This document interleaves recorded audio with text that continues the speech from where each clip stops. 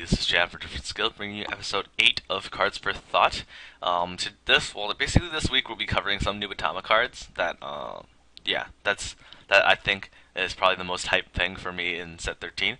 So let's go back to the old cards, like Stealth Dragon Dreadmaster. Now this guy is probably the best grade 1 in the whole game. Like, not even kidding. So, Stealth Dragon Dreadmaster is grade 1, 7k. Now, this is a really surprising thing. With such a powerful effect, I'm surprised it's not a 6k. Because back then, power creeping was really bad because a lot of things that had 6k for no apparent reason. So, let's read this guy's effect. Counterblast 1. When an attack hits during the battle that this unit has boosted a Nubatama. If the number of cards in your hand is less than your opponent's, you may pay the cost. If you do, your opponent chooses a card from his or her hand and discards it.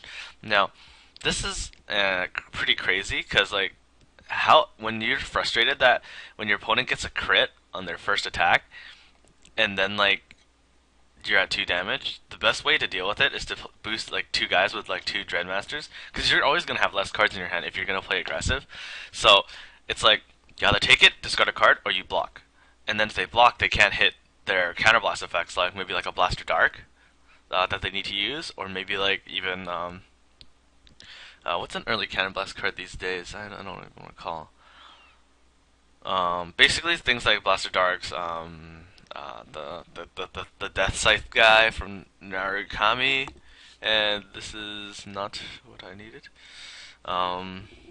And basically, even starters, right? They can't even use their starters unless they want to discard an extra card. So, Dreadmaster is actually one of those cards that make blocking really hard. So, the main thing is in Nubatama is that when you play your grade 1, generally you do not move the starter behind your Vanguard because you want your Vanguard to be boosted by a Dreadmaster. So in the early stages of the game, they're forced to either block the Vanguard or lose a card in their hand. And that's a pretty bad bet. I mean, if you guard for minimum against a Dreadmaster, a Dreadmaster boost, and then it's just oh, I got a trigger, I hit you, you take a damage, I kill your guard, and you have to discard a card. So most of the time people will just no guard, and you'll just get a free card off that each time. So I think Dreadmaster is probably one of the best Nubatama cards because of how solid it is. The downside to this card, it only works when your opponent has more cards than you. Although that's such a small downside, it does seem to frequently occur because if you're attacking with your Vanguard, you're gonna have to drive check. So if you hit a draw trigger, it might not work because excuse me. So say your opponent has 5 cards and you have 4 cards. No, not even. You have 3 cards, and then you drive check, and then you check a trigger. And it's a draw trigger, you draw a card, you both at equal now. Dreadmaster's effect won't work.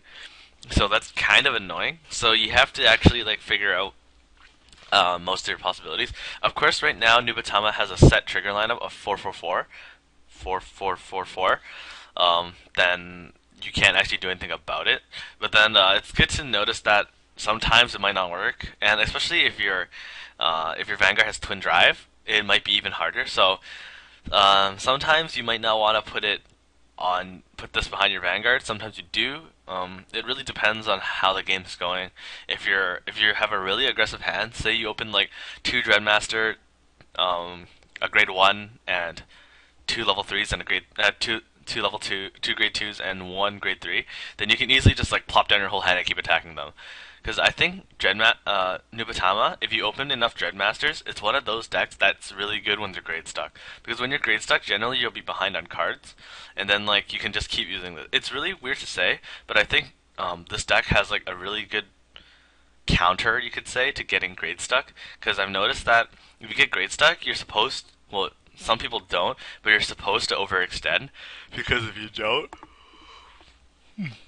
excuse me, it's late.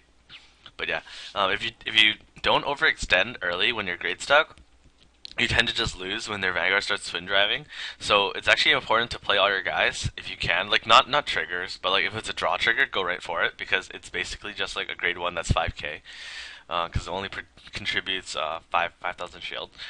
So Dreadmaster is really good early game, and it's pretty good late game because if you hit a stand trigger, or like say a double stand, because I don't mean stand trigger for this. I'm thinking about a different card, but like this card is just pretty insane. So if you guys don't have these already, pick up some, dig them up from the commons bin because once set 13 hits for English, these are going to be impossible to find.